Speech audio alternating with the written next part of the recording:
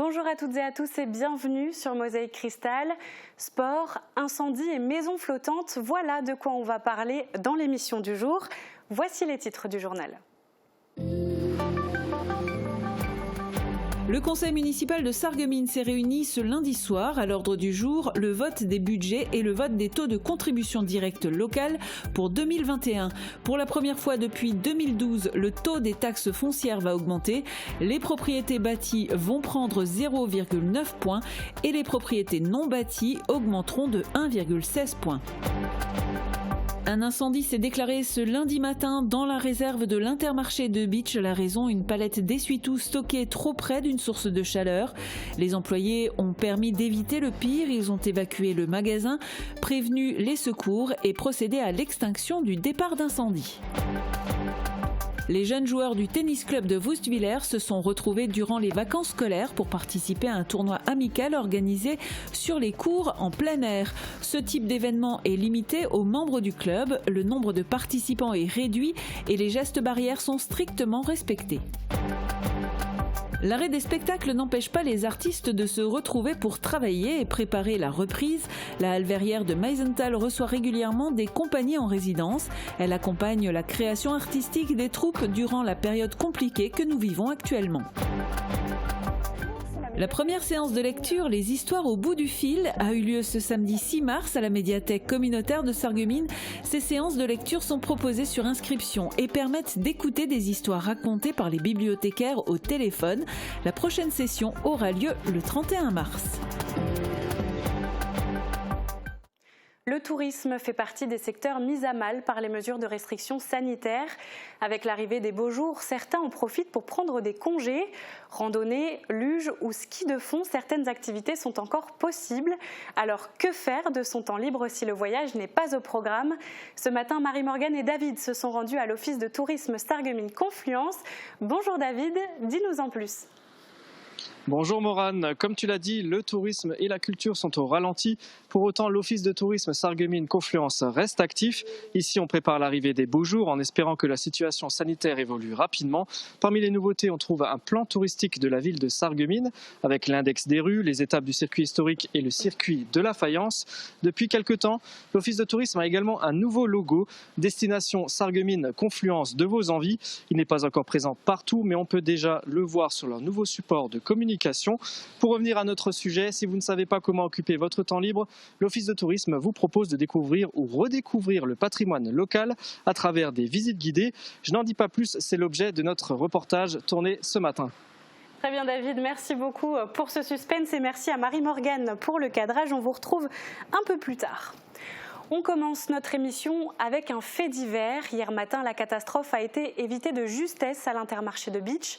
Vers 11h, un incendie s'est déclaré dans la réserve, mais grâce au bon réflexe des employés, le feu ne s'est pas propagé jusqu'à l'arrivée de l'unité opérationnelle de Rohrbach-les-Bitches. Reportage. Grosse frayeur ce lundi matin à l'Intermarché de Bitche. Un incendie s'est déclaré vers 11h dans la réserve du supermarché. Les sapeurs-pompiers ont été alertés à 11h21 pour un feu dans la réserve du supermarché Intermarché à Bitche. À notre arrivée, le magasin a été évacué autant au niveau du personnel que du public. Une partie du personnel a procédé à l'extinction du départ d'incendie dans la réserve avec des extincteurs et des robinets d'incendie armés, ce qui a permis de sauver une grande partie de la réserve. La cause, une palette d'essuie-tout a été placée un peu trop près d'une source de chaleur. Heureusement, le feu ne s'est pas propagé, et ce, grâce aux employés du magasin, formés à ce type d'urgence. Effectivement, une palette de sopalin étant mal positionnée près d'un chauffage hors gel a déclenché un début d'incendie.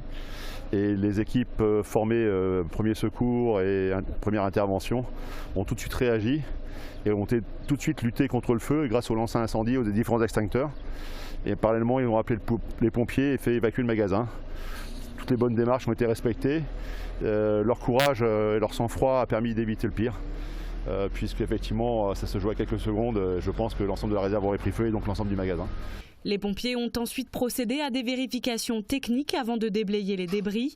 Plus de peur que de mal, 6 palettes ont été détruites dans l'incendie et quelques employés qui ont été exposés à la fumée ont été conduits à l'hôpital Robert Pax de Sarreguemines pour un contrôle complémentaire.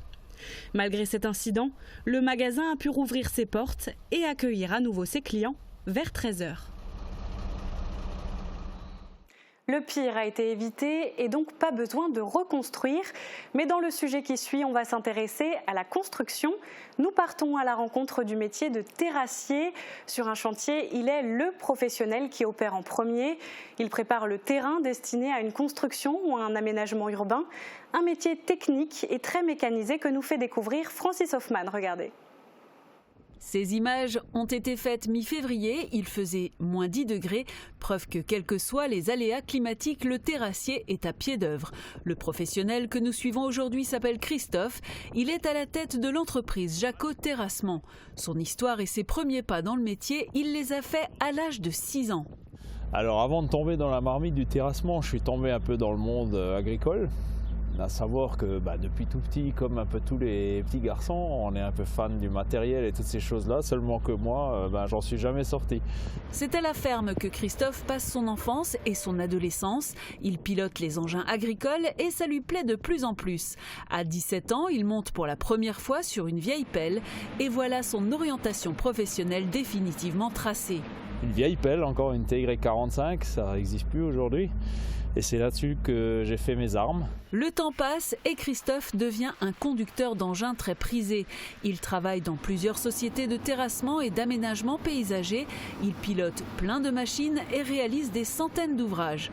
En 2008, son esprit entrepreneurial le conduit à créer sa propre société. On essaye d'être polyvalent dans tout ce qu'on fait, y compris que ce soit dans le terrassement, dans les aménagements extérieurs. On est assez spécialisé dans la pose des murs en L. Les murs de soutènement. Depuis 2020, maintenant, on est également dans la confection des piscines.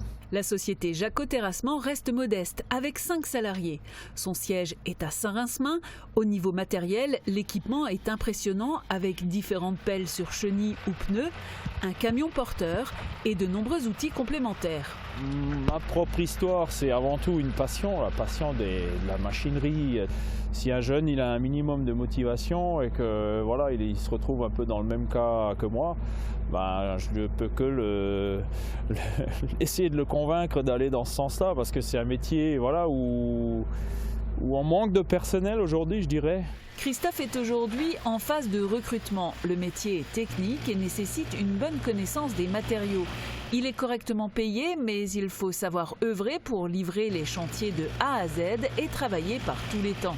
Après, on travaille aujourd'hui avec du matériel qui est vraiment d'actualité. C'est pas des vieux coucous où on se casse le dos. Voilà. Aujourd'hui, on a des sièges pneumatiques, on a des clims, on a des sièges chauffants. On est presque comme dans une BMW. Preuve de la polyvalence de Jaco Terrassement, l'un des prochains chantiers est la démolition du garage AD situé sur la zone commerciale de Sarreguemines. Il avait été ravagé par les flammes au mois de juillet 2020. Beaucoup construisent leur maison sur la terre ferme, mais certains construisent leur maison sur l'eau. 15 mètres de long, 4,85 m de large. Voici les mensurations du nouveau bébé de la société Bottom.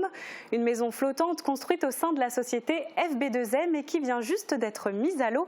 C'est un reportage de Guillaume Dumonteil. La mise à l'eau d'une maison flottante, cela commence à être une habitude. Vendredi, la société Bottom a mis à l'eau son 6e bateau.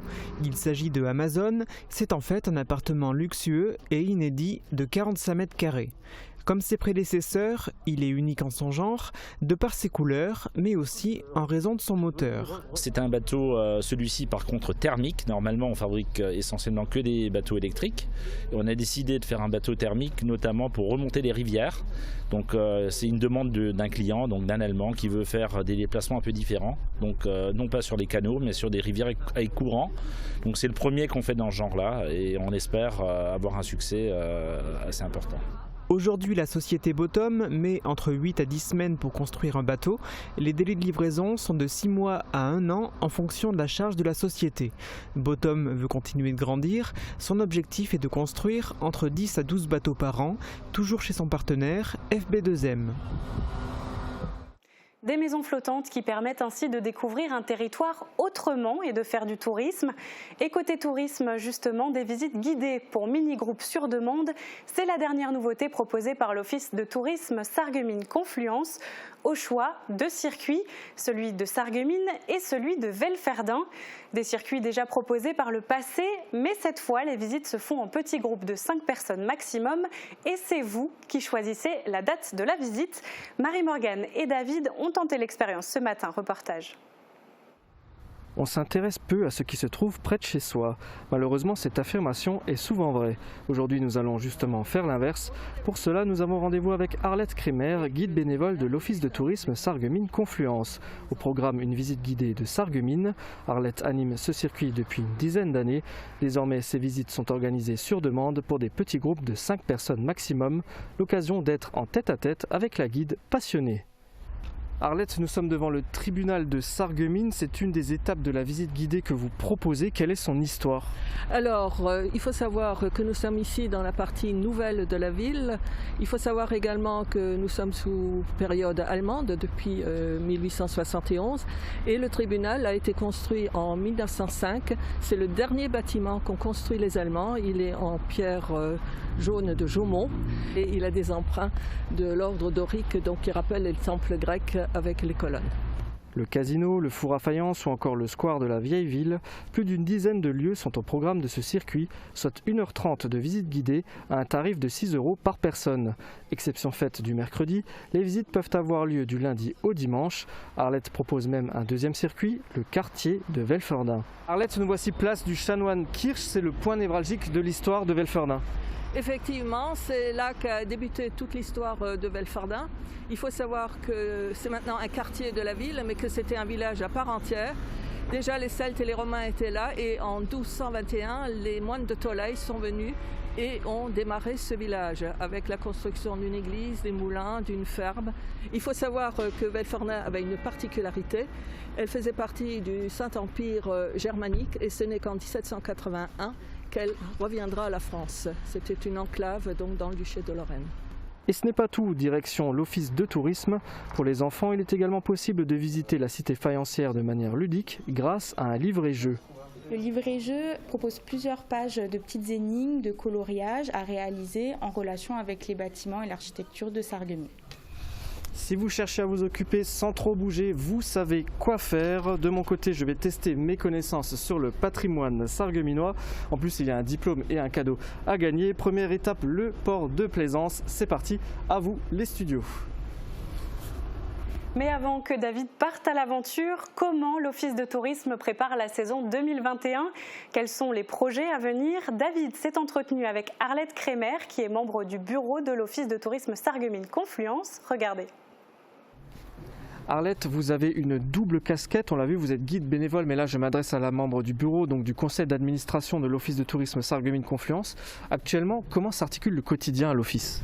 Eh bien, on s'adapte à la crise sanitaire, c'est-à-dire qu'ils travaillent en présentiel et en télétravail. Les horaires ont été modifiés, fermeture à 17h pour permettre aux gens de rentrer pour 18h. Alors on le sait, les mesures de restriction sanitaire rendent votre activité difficile, voire parfois impossible à concrétiser. Est-ce que c'est aussi une période propice à la nouveauté justement? Oui, il y a beaucoup de nouveautés. On est en train de rechercher de nouveaux circuits. Il faut savoir que l'activité groupe a pratiquement disparu par rapport à l'année dernière. On avait toujours 140 à 130 groupes. Là, on en a eu 10 sur toute l'année 2020. Donc on cherche des nouveaux circuits. On est en train d'élaborer donc des circuits sur les cimetières avec Lorraine, avec le vélo, etc. Donc tout ceci est neuf et on travaille dessus. On l'a vu, vous préparez aussi, vous avez même déjà un nouveau logo, vous préparez un nouveau site internet. Quels sont vos projets à venir? Alors les projets à venir, ça va être à partir du 1er avril la location des vélos électriques. On en a un certain nombre, même des vélos pour enfants. Les gourdes, les casques seront fournis. Bien sûr, on respectera toutes les mesures sanitaires pour la désinfection, etc.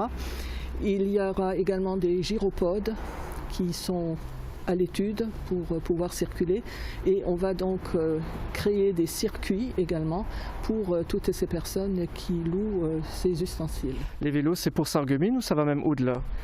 Ça ira, les circuits ils peuvent aller tout au long de la Sarre. C'est justement pour travailler avec la communauté d'agglomération sarregueminoise et les offices de tourisme environnants, c'est-à-dire tous ceux qui font partie de la communauté d'eau. Merci beaucoup. Et pour savoir si vous pourrez sortir vos vélos cette semaine, on regarde les prévisions de Météo France et on revient juste après avec les décisions du dernier conseil municipal de Sarreguemines. A tout de suite. La météo vous est présentée par le Crédit Mutuel. Une banque qui appartient à ses clients, ça change tout. Qu'il vente, pleuve, fasse froid ou chaud, une maison isolée par Moder Habitat reste agréable et saine au fil des saisons.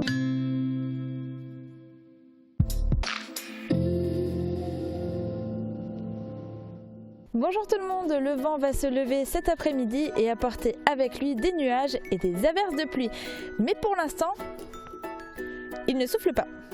Et en parlant de vent, est-ce que vous connaissez le type de vent qui souffle sur notre région? Eh bien, c'est la bise. Parmi les vents régionaux les plus connus, on retrouve le Mistral, la Tramontane ou encore le Sirocco. Mais en réalité, il en existe un très grand nombre pour la France et encore plus pour les autres continents et pays. Ils sont caractérisés par leur vitesse et leur direction et sont de véritables acteurs du climat local. Et pour demain, le vent va souffler en rafale pouvant atteindre les 85 km/h en fin de nuit. Avant ça, la journée va débuter sous un ciel très nuageux mais sec. Les températures minimales remontent au-dessus de la barre des 0 degrés avec 4 à 5 degrés en moyenne. Et pour les maximales, elles atteindront 8 à 10 degrés. Demain, pensez à souhaiter une bonne fête aux Viviens et il fera jour de 6h54 à 18h28. Passez tous une belle journée et à demain. Merci d'avoir suivi la météo avec le Crédit Mutuel. Une banque qui appartient à ses clients, ça change tout.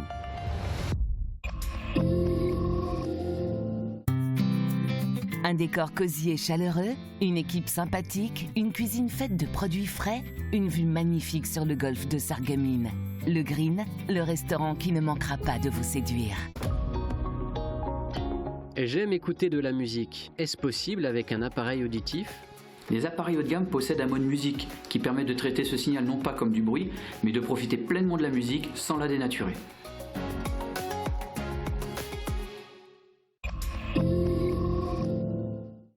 L'argent, c'est la base de tout et en particulier des investissements. Hier soir, la ville de Sarreguemines a voté son budget principal et ses budgets annexes, tous à l'unanimité. Pour des raisons sanitaires, le conseil municipal était réuni cette fois dans la salle du conseil de la Casque. Le point qui a suscité le plus de réactions, c'était le vote des taux des contributions directes locales pour 2021. Avis aux propriétaires, les taxes foncières vont augmenter, mais dans une faible mesure et peut-être pas pour une longue durée. Explication dans ce reportage de Julia Bitran et Guillaume Dumonteil. C'en est fini de la longue période de maintien des taux d'une année à l'autre.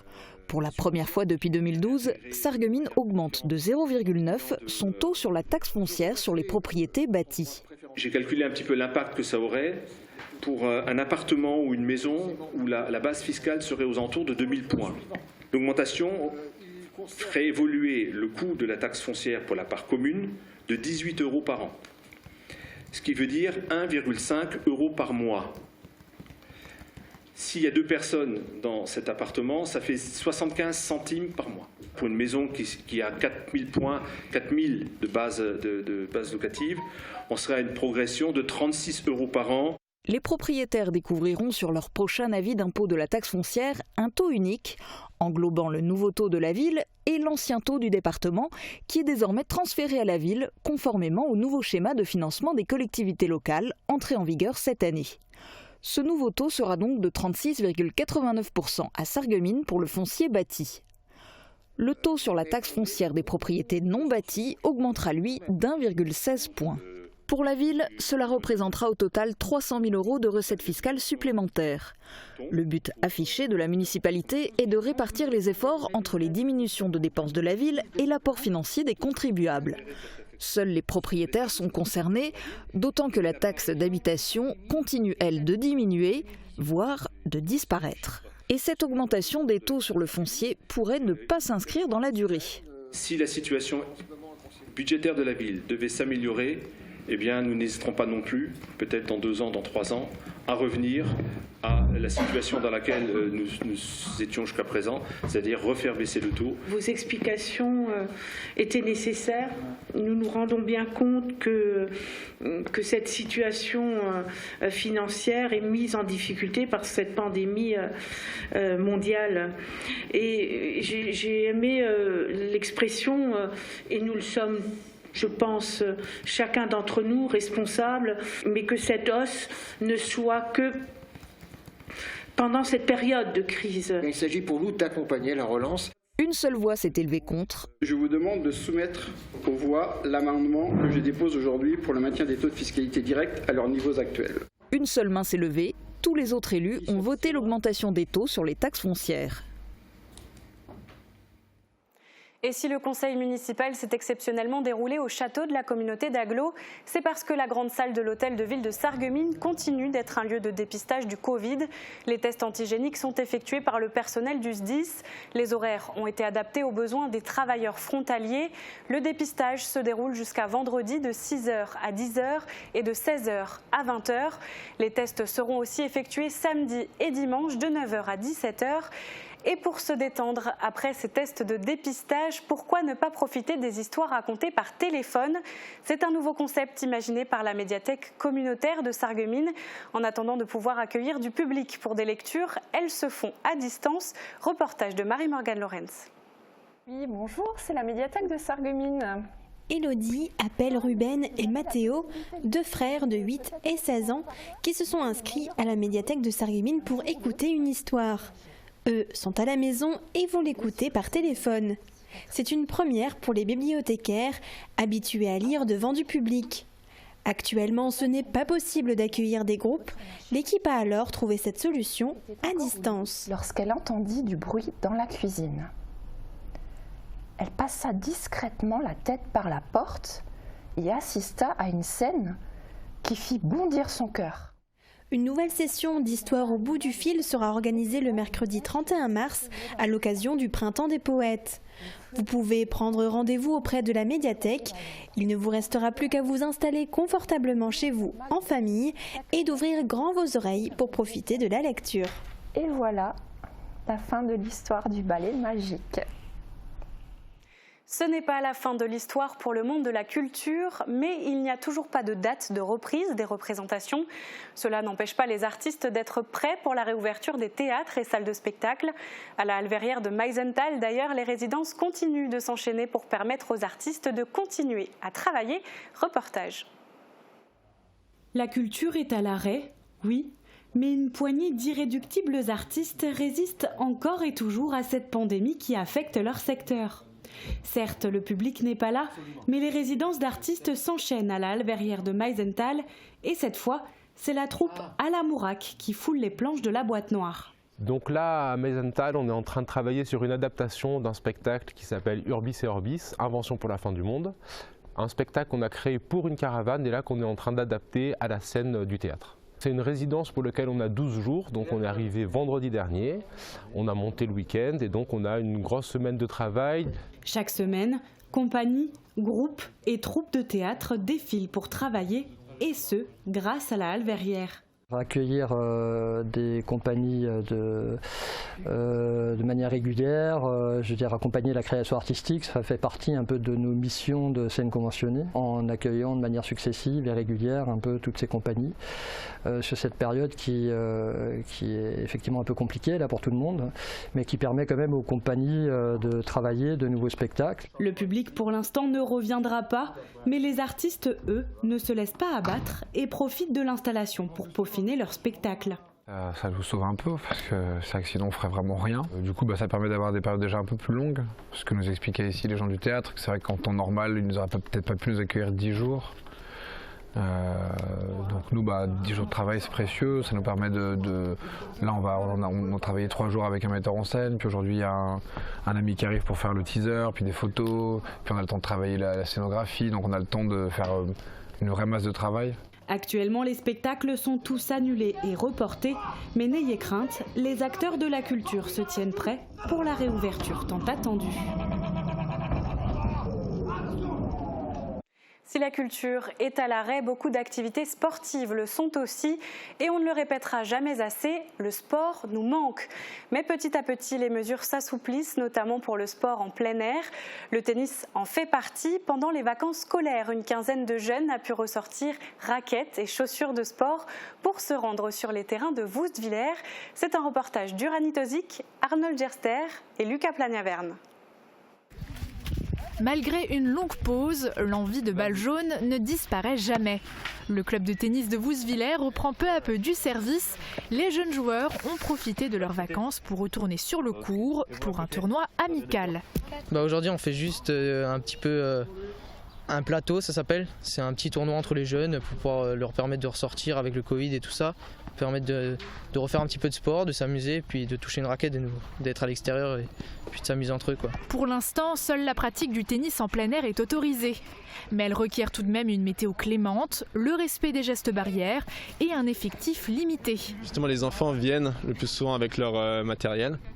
En dehors de ça, c'est du matériel qu'on leur prête mais que l'on va justement désinfecter après chaque séance. Sur les pauses, on leur demande justement de limiter le nombre de personnes par banc. D'espacer leurs affaires pour que l'on respecte la distanciation. Ce type d'événement doit donc se dérouler en interne sans inviter d'autres clubs. Une rencontre sur une journée qui a offert un bol d'air frais aux enfants et aux éducateurs. C'était bien, on a appris beaucoup de choses. J'aime bien le tennis et qu'on ne pouvait pas trop en faire, c'était un peu nul. C'est bon pour la santé et puis c'est mieux de faire du sport que d'être enfermé chez nous. Une journée comme celle-là où l'on voit des dizaines de gamins venir s'amuser à raquette en main, c'est une réussite. Le nombre de licenciés n'a pour l'instant pas diminué face à la crise sanitaire. Les joueurs espèrent une amélioration dans un futur proche et que le tennis reprenne son cours. Et ce qui reprend son cours, c'est la pêche. À 8 jours de l'ouverture de la pêche à la truite, l'AAPPMA d'Épinal a procédé à un rempoissonnement de 500 kg de perches, tanches et brochets à Bouzet et dans 2 affluents de la Moselle. Un alvinage qui aurait dû avoir lieu en décembre mais qui avait été repoussé pour cause de confinement. Reportage de Jean-François Verrier et Nicolas Brédard. 25 kg dans la bagnole de la Fédé. L'heure était à la pesée, alors que dans 8 jours, l'ouverture de la pêche à la truite est attendue partout en France. Pourtant, ce sont bien des perches, des tanches et de gros spécimens de brochets qui ont rejoint les lots de pêche du secteur d'Épinal ce vendredi. Plus de 500 kg de poissons au total qui ont gonflé les rangs, notamment du réservoir de Bouzet, désormais bien rechargé en eau. L'idée, c'est de faire un rempoissonnement qu'on fait d'habitude au mois de décembre, surtout sur Bouzet, etc. On a été perturbé par les niveaux d'eau. J'ai pas de boule de cristal. Moi, j'ai confiance aux travaux qui sont faits. C'est réalimenté normalement. En plus, Bouzet maintenant ne peut plus monter à son niveau maxi. Il est limité, je crois, à 8,70 m. Donc là, il manque à peu près encore 1 mètre. Moi, je pense que ça vaut le coup parce que nos pêcheurs, ils ont envie d'aller à la pêche. Ils ont été frustrés l'année dernière, 2 confinements, la sécheresse, les vidanges du canal, etc. Donc sur nos lots, donc on a décidé de les gâter, quoi. Parmi les bénévoles du jour de la jeunesse, ces enfants de l'école de pêche nature des Forges poursuivent leur apprentissage, encadrés qu'ils sont chaque semaine, comme lors de ce rempoissonnement par des disciples de Saint-Pierre plus aguerris. On a à peu près là une douzaine de garçons, mais vraiment mordus de la pêche. Parce qu'en sachant qu'ils font tout, quand on est en salle, ils fabriquent leurs flotteurs, ils fabriquent leurs lignes, ils font tout. On leur apprend ce que c'est qu'une tanche, une perche, où on les alvine, comment on les alvine avec les adultes. Ils voient vraiment de beaux poissons qu'ils n'ont jamais vus encore, donc pour eux c'est que du bonheur. Pour en revenir aux poissons du jour, remis à l'eau dans le réservoir de Bouzet, l'étang de l'Abbaye, mais aussi les affluents de la Moselle que sont la Vière et le Saint-Auger. Ils ont tous grossi dans des étangs mosellans chez ce pisciculteur dont le métier est lui aussi impacté par le dérèglement climatique. Oui, les années commencent à être de plus en plus compliquées avec justement l'effet climatique, les chaleurs en été. Donc pour le carnassier, il y a quelques pertes, tout ce qui est perche, brochet. Donc c'est des périodes, des années, des cycles, donc on fait avec, c'est du vivant. Bien vivants même, ces gros brochets vont rester tranquilles jusqu'au 1er mai, date de l'ouverture de la pêche au carnassier à Bouzet, et pourront peut-être d'ici là frayer et assurer leur descendance si les conditions météo s'y prêtent. Et c'est la fin de ce journal. Merci de nous avoir suivis. Et comme d'habitude, je vous donne rendez-vous sur notre site internet et sur notre page Facebook. Prenez soin de vous et à demain.